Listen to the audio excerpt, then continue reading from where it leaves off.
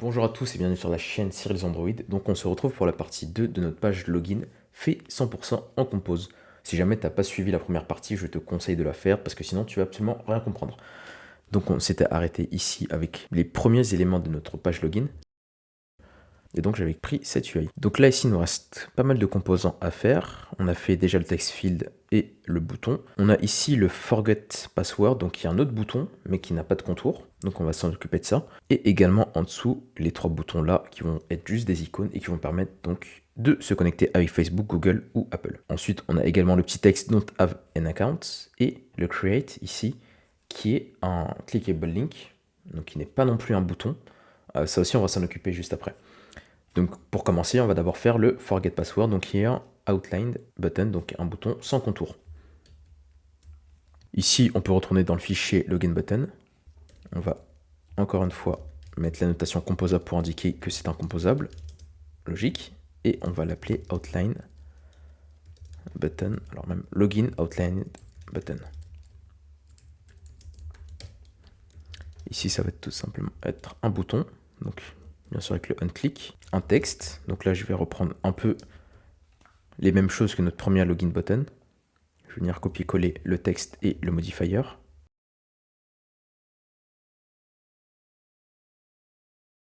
Donc ici, je ne mets pas le 8 à 48 dp parce qu'on peut voir que le bouton est un peu plus petit. Et on voit également que le texte, lui, il a un style plutôt bold, donc plutôt gras. Donc je vais mettre font weight semi-bold, voilà. Comme ce qu'on avait fait pour les labels de nos text fields.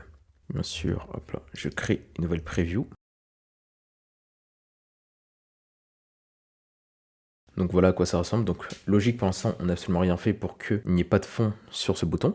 Donc ici, pour ce faire, on va utiliser le paramètre colors, comme pour le bouton juste au-dessus, button defaults et button colors. Le conteneur, donc ce qui va être le background color, bah, ça va être tout simplement quelque chose de transparent. Donc on va le mettre. Et le content color, ça va être plutôt black. Et voilà, on a notre bouton qui ressemble à ça.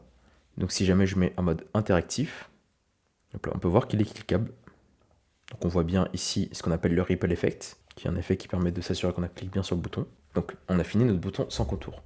Très bien, on peut maintenant passer ici aux petits icônes donc pour se connecter. Donc là on peut voir que nos trois icônes sont alignées de manière horizontale.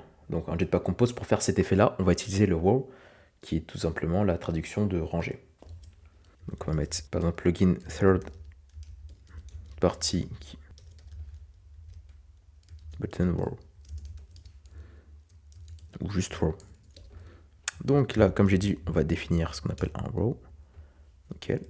Et ensuite, on va voir nos icon buttons.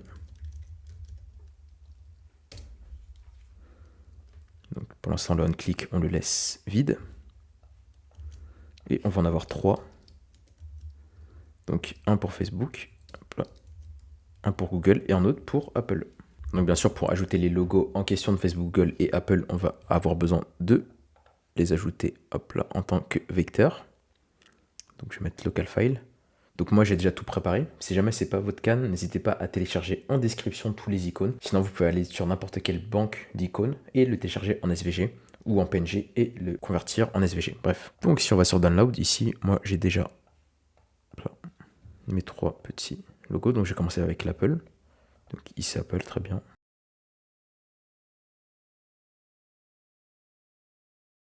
Google, très bien. Donc là, si on voit ici dans Drawable, on peut bien voir que j'ai l'icône Apple, Facebook et Google. Donc là, dans l'icon button, je vais mettre bien sûr un icône. Je vais mettre ici image vector égale image vector point vector ressources. Et là, je vais mettre tout simplement l'ID. Donc dans un premier temps, c'est Facebook. Et bien sûr, il ne faut surtout pas oublier le content description que je vais rajouter tout de suite dans value string.xml.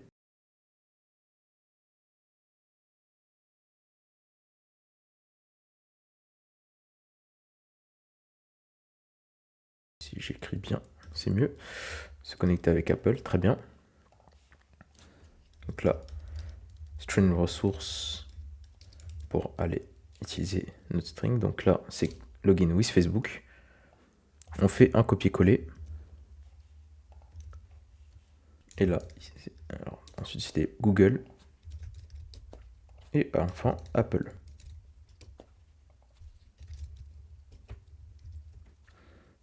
Très bien. Maintenant, je pense que vous devinez ce qu'on va mettre en place. On va mettre la preview pour voir à quoi ça ressemble actuellement.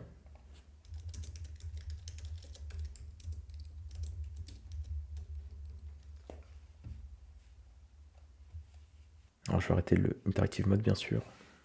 Et donc là, on peut voir que nos logos n'ont pas de couleur, tout simplement. Parce que ici, hop là, il faut spécifier effectivement que la teinte soit color unspecified. Donc je fais pour là aussi et pour là aussi, voilà. Et donc là on a bien nos 3 logos de couleur.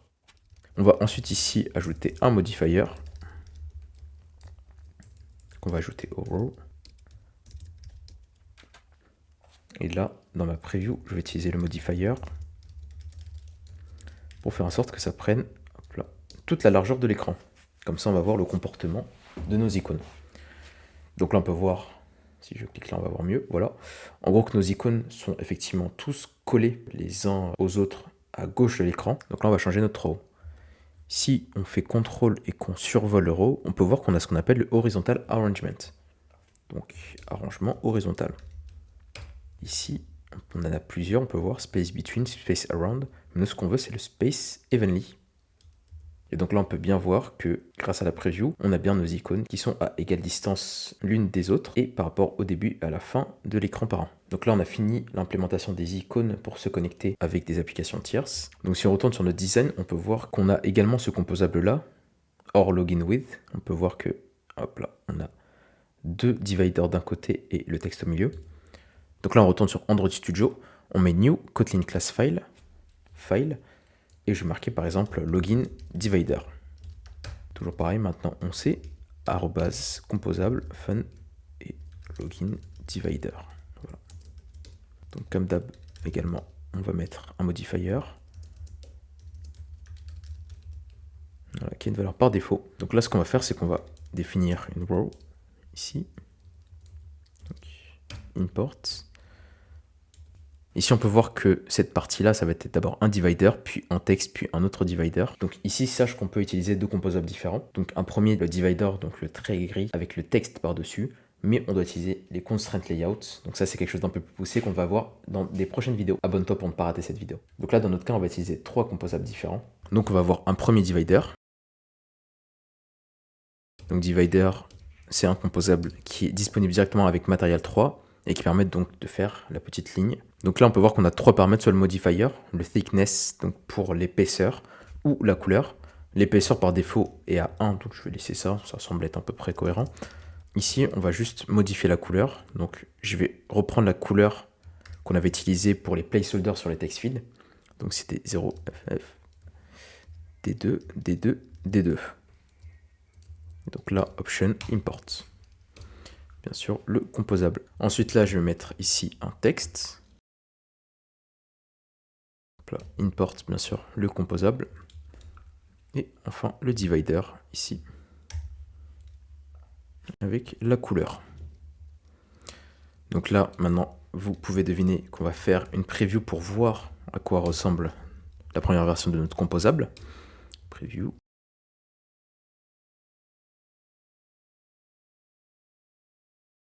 Ici, je vais utiliser le modifier pour que nos dividers prennent toute la largeur de l'écran.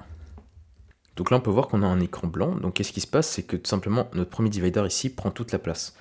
Donc comment faire lorsqu'on a 3 dividers comme ça dans une row pour faire en sorte qu'ils prennent chacun leur espace? On va utiliser encore une fois le modifier. Donc qui pour rappel permet de modifier l'aspect visuel de nos composables. Et on va faire appel à weight. Donc il prend ici donc un float. Donc on va mettre à 1. On va faire pareil pour le divider. Et également pareil pour ici notre texte. Alors il s'est mis en pause ici. On va faire un build and refresh. Ah oui, effectivement, hop là, si j'oublie la virgule, on va pas aller très loin. Donc là, on peut voir ici qu'on a bien notre old login with qui est bien au milieu. Le seul petit souci, c'est effectivement qu'on ne voit pas les dividers parce qu'ils sont collés en haut.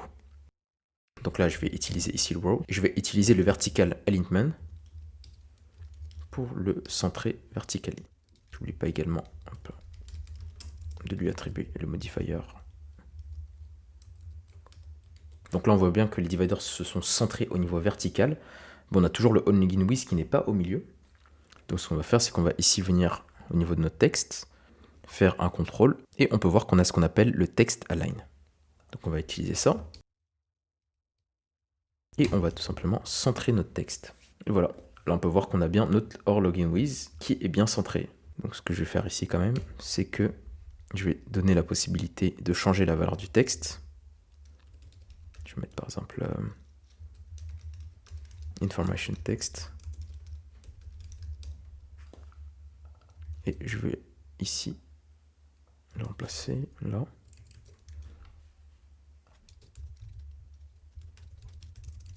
Et ce qu'on va faire, c'est qu'ici, on va créer une nouvelle variable qu'on va appeler show information text.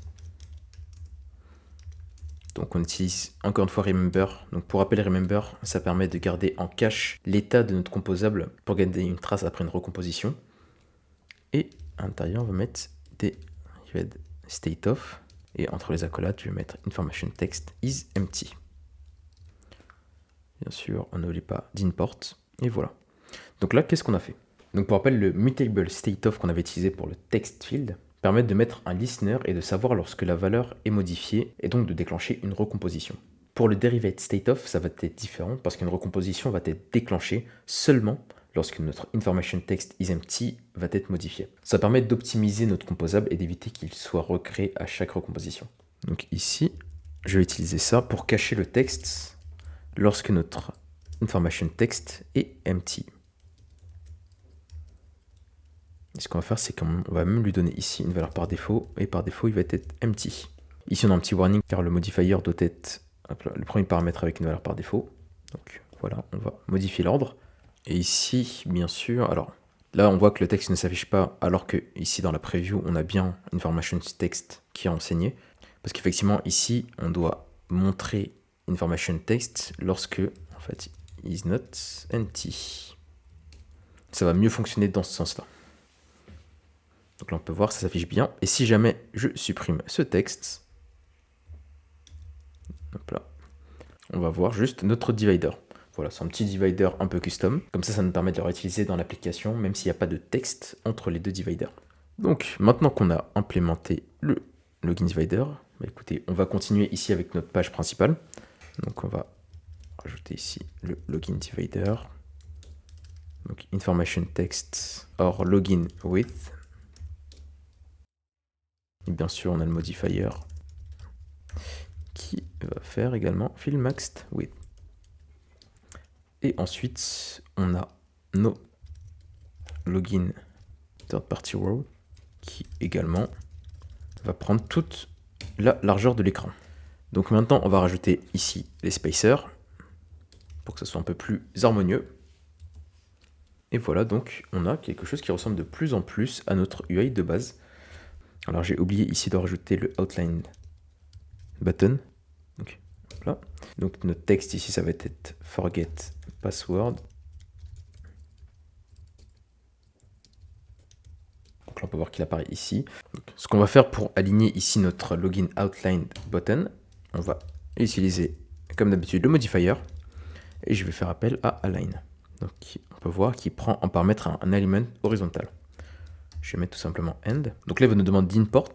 Ici, vous allez avoir plusieurs choix. Attention à bien prendre celui-là.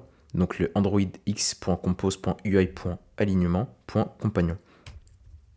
Et donc là, si on regarde sur notre preview, on va voir que normalement le forget password, voilà, va bien partir sur la droite. Très bien. Donc là, si on retourne sur la partie visuelle, on va implémenter le gros titre en haut, donc login, avec la petite phrase d'accroche juste en dessous. Donc ça va être rapide à faire. On va d'abord faire hop là, le titre. Ensuite, pour changer la taille du texte, on va utiliser le paramètre font size et on va définir par exemple ici une taille.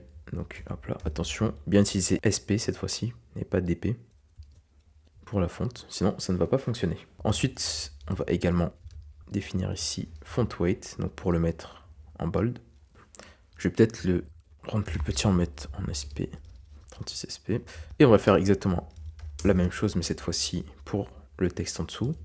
Donc qui dit login to continue. Bon, là on peut voir que la font size est un peu plus réduite. Donc on va utiliser du 12 SP, ça me paraît pas trop mal. Et ensuite on va bien sûr mettre hop là, les petits spacers. Par exemple size.10 dp. Je vais venir mettre ici 30 en spacer. Voilà, ça me semble pas trop mal. Peut-être ici mettre moins d'espace. On va mettre par exemple 4 entre le login, donc le gros titre, et la petite phrase d'accroche juste en dessous, pour avoir une petite cohérence au niveau UI. Voilà, ça ressemble un peu plus à quelque chose. Très bien. Donc là, on peut voir ce qu'il nous reste. On va voir le petit don't have an account avec donc le texte qui est cliquable et le gros bouton rouge en haut, rouge rosé un peu, qui permet donc de revenir en arrière. Donc je vais commencer par implémenter le don't have an account create, donc avec le petit texte cliquable. Ce qu'on va faire, c'est que je vais rendre tout le texte ici cliquable, parce que d'un point de vue UX, ça obligerait l'utilisateur à vraiment cliquer que sur le petit bouton create. Mais par contre, on va voir comment implémenter deux styles différents, et donc deux couleurs différentes, pour un même texte. Donc je peux, par exemple, ici, new Kotlin class file, et je vais mettre login clickable text. Comme d'habitude, composable.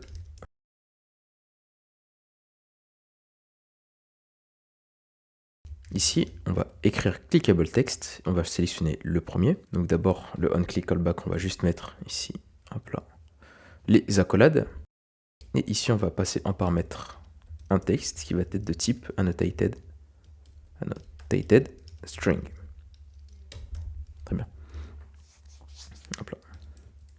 Et on va le passer ici, donc, à notre clickable text qu'on vient d'implémenter. Donc là, je vais mettre une preview, composable, fun, et bien sûr, comme d'habitude, texte preview. Hop là, on ouvre les accolades et on copie-colle notre login clickable text. Maintenant, le texte, on veut une annotated string. Donc c'est quoi la différence entre une string classique et une annotated string? C'est que l'annotated string, donc, comme vous pouvez vous en douter, va nous permettre d'avoir plusieurs styles, donc plusieurs couleurs par exemple, dans notre texte. Donc, annotated string. Et donc pour créer une annotated string, on va utiliser ce qu'on appelle un builder, donc build annotated string. Et donc là, pour ajouter du texte, on va faire appel à append. On va écrire la première phrase don't have an account, là, en interrogation. Et ensuite, donc, on va écrire le create derrière. Donc on veut qu'il soit bleu. Ce qu'on va faire, c'est qu'on va mettre with_style. On va utiliser la classe span_style et on va changer la couleur. Donc en faisant appel au paramètre couleur. Donc c'est un espèce de bleu. Donc on va mettre bleu. Ici, on va ouvrir des accolades et donc on va refaire append. Et cette fois-ci, on va mettre create, tout simplement. Donc voilà, c'est une façon de construire une string très particulière, mais c'est super puissant. Et donc ça permet de créer des textes stylisés. Ici, par exemple, si j'ai envie aussi, par exemple, que ça soit un peu plus gros, je peux totalement mettre font size et mettre, par exemple, 30 SP. Import. Également, pareil, je veux, hop là, le rendre en plutôt gras. Donc, et je vais mettre tout simplement bold. Donc là, si on passe en paramètre notre annotated string, je vais utiliser le modifier pour que ça prenne tout l'écran, fill max width. Et si on va sur la partie split, qu'on clique sur build and refresh, on va voir le résultat. Donc on peut voir ici qu'on a... Alors je vais ajouter un background pour que ça soit plus visible quand même. Donc voilà, on voit ici qu'on a bien notre don't have an account. Donc ici la première partie qui est dans un style classique. Et on a notre create ici, donc qui a une font size de 30, qui est en gras et qui est en bleu. Donc bien sûr, ça c'était juste pour vous montrer comment ça fonctionne. On peut supprimer ça et laisser juste la couleur en bleu. Très bien. Et ici, ne pas oublier, hop là, bien sûr, de passer le modifier. Voilà, très bien. Donc on a fini notre login clickable text. Ça, on peut supprimer ça. Alors ça, je vais le copier-coller. Dans le main activity, ici, je vais créer un composable. Dire build create accounts annotated string. Donc il renvoie forcément une annotated string.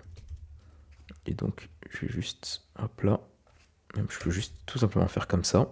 Donc maintenant, on va venir en dessous des login third party. Je vais venir mettre mon login clickable text. Et donc je vais utiliser mon build create account string. Très bien. Et pour que ça soit bien centré, bien sûr, je vais utiliser mon modifier. Donc fill max width et align center horizontally. Très bien. Donc là, on va voir le résultat dans la preview. Alors, on reclique. Alors ici, effectivement, on a un problème parce que j'avais oublié que j'avais retiré l'annotated string. Donc au pire, je peux juste supprimer la preview. On retourne dans le main activity. On rebuild encore. Alors voilà. Ici, je vais retirer finalement le fill max width. Il ne me sert pas. Donc je vais juste le laisser le align pour qu'il soit centré de manière horizontale. Et voilà. Donc on peut voir qu'on a bien notre don't have an account create. Hop là. Donc qui est clickable. Si jamais... Alors on attend que le build se finisse. Et je vais lancer un mode interactif. Donc là on peut voir, hop là, qu'on peut bien taper sur notre text field. Donc là, je vais enlever ça. On peut voir qu'ici, le mot de passe, c'est bon. On peut cliquer dessus sur notre forget password, pareil sur le login, et également sur mes petits icônes ici. Et pareil sur le, ici, create account. Bon, on n'a pas de ripple effect, mais si on clique dessus, on aura bien une action. Très bien, donc là, si on retourne là, il ne reste pas grand chose à faire. On va avoir le gros bouton en haut. Bon, je n'ai pas l'illustration des deux mains ici, avec des cœurs un peu partout, donc je ne vais pas l'implémenter, mais on va implémenter au moins le bouton rond ici pour retourner en arrière. Donc ce qu'on va faire, c'est que on va retourner dans les login buttons ici, et je vais marquer ça par exemple, c'est plutôt un composable, et ça va être un login icon button. Ici on va tout de suite mettre en place la preview, comme ça on va pouvoir voir en temps réel à quoi va ressembler notre icon button. Très bien. Ici on n'oublie pas, hop là, les parenthèses. Et donc, on va créer un icon button, encore une fois. Donc, on va ici ajouter, hop là, l'icône, image vector, icons. On va prendre field, et on va mettre arrow, on va avoir quelque chose, arrow back, bon, c'est du iOS, mais bon. On va pas faire attention à ça. Et bien sûr, un content description, très important. Je vais retourner dans mon string.xml, et je vais rajouter un autre content. Je vais mettre back. Naviguer, on va mettre une description précise, naviguer vers la page précédente.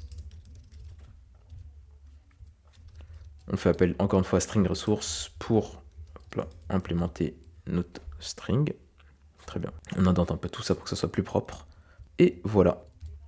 La seule différence ici qu'on va mettre, c'est que, comme vous pouvez voir, le bouton est beaucoup plus gros. Donc ce qu'on va faire, c'est qu'on va encore une fois faire appel à notre modifier pour changer l'aspect visuel. Size. Alors là, je l'importe. Donc size, comme son nom l'indique, permet de modifier la taille de vos composables. Et là, je vais mettre par exemple un bon 40 dp. N'oubliez pas la petite virgule. Maintenant, ce qu'on va faire, c'est qu'on va changer les couleurs de notre icône. Parce que, comme vous pouvez voir, sur le visuel, c'est un espèce de rose un peu pâle. D'ailleurs, ce qu'on va faire, c'est qu'on va faire un screenshot. Et on va faire comme dans la première partie. On va utiliser un site qui nous permet de tout simplement avoir la couleur à partir d'une image. Vous tapez simplement dans la barre de recherche Get Color from Image. Et vous tapez sur le premier lien, où il y a certainement d'autres sites. Hein. Encore une fois, je vous laisse utiliser celui avec lequel vous êtes plus à l'aise. Ici, vous cliquez sur Browse Image pour récupérer l'image. C'est sur le bureau. Et on va venir survoler là pour voir la couleur. Donc on a cette valeur hexadécimale, très bien, et je la garde quelque part. Je vais la mettre ici. Ensuite, ici, on va donc définir les couleurs. Donc, comme pour les boutons précédents, on va utiliser les defaults, donc icon button defaults, point. Donc on va On va avoir icon button color.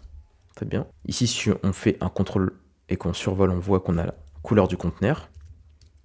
Donc, hop là, c'est bien ça qui aura la couleur du rose pâle un peu. Donc plus haut. Donc c'est DE7E82. Je peux supprimer ce petit commentaire. Hop là, on n'oublie pas les virgules un peu partout. Et enfin, le content color, donc ça va être du white. Très bien. Donc là, on a les bonnes couleurs, mais le bouton n'est pas rond. Donc pour le changer, ici, si on fait CTRL et qu'on passe par-dessus, on peut voir qu'on n'a pas de paramètre shape qui est disponible. Donc on va passer par le modifier. Pour le faire via le modifier, on va utiliser ce qu'on appelle clip, qui nous permet donc de clipper une shape. Donc comme vous avez vu précédemment, il y a plusieurs shapes par défaut. Et on va utiliser ici le circle shape. Donc on peut voir qu'il va bien nous donner un icône rond. Très bien, donc ce login icon button, on va retourner dans notre main activity et on va l'implémenter en haut, tout en haut. Et on va utiliser encore une fois le spacer pour ajouter un peu plus d'espace. Écoutez, on va remettre 30, comme ça va être un peu cohérent. Très bien, voilà, tout est bon. Là, le seul petit souci qu'on peut voir donc, au niveau de notre preview, c'est que tout est collé sur les bords. Ah, alors, mon bouton a déconné. On va la relancer. Donc comme vous pouvez voir, des fois il y a des petits bugs au niveau de la preview. Pas de panique, il faut juste relancer. Voilà. Et donc là, effectivement, on voit que tout est collé au niveau des bords. Donc ce qu'on va faire, c'est qu'on va aller dans colonne ici. Ici, on va utiliser le modifier et faire appel à padding, all, et on va mettre quelque chose comme 20 dp par exemple. On va voir ce que ça va donner. Ouais, ça me semble être pas trop mal. Écoutez, ce qu'on va faire maintenant, c'est qu'on va lancer l'application. Donc là-haut, ici, on va sélectionner un émulateur. Donc là, c'est l'émulateur par défaut. Ici, on choisit App, bien sûr, et on clique sur le petit bouton pour lancer l'app. Alors voilà à quoi l'application ressemble. Donc si jamais ici, par exemple, je rentre mon adresse mail, par exemple, voilà, ça fonctionne plutôt bien. Pareil aussi pour le mot de passe. Hop là. Je peux ici hop là, le cacher et l'afficher. Bon, forget password, ça affiche bien. Bien sûr, on n'a pas de redirection. Le but, c'était surtout de vous montrer comment on crée l'UI, pas comment on crée derrière la logique métier après. Donc on a bien le login ici, on a bien nos petits boutons avec des redirections. Et donc le don't have an account, create. Donc avec le texte bien stylisé. On a en plus en haut le petit bouton. Voilà. Donc voilà, c'était une petite introduction à Jetpack Compose et à la manière de créer des vues avec. J'ai volontairement pris une page de login donc, qui était vraiment développée par un UX pour que ce soit plus concret et plus parlant pour vous. Si jamais vous avez des questions, n'hésitez pas, la section commentaires est faite pour vous. Bien évidemment, le GitHub est disponible en description également. Et enfin, si jamais cette vidéo t'a plu, n'hésite pas à la liker et à la partager autour de toi. Sans oublier le petit bouton abonnement pour rater aucune des prochaines vidéos. C'était Cyril Android et moi je vous dis à plus tard dans une prochaine vidéo. Ciao.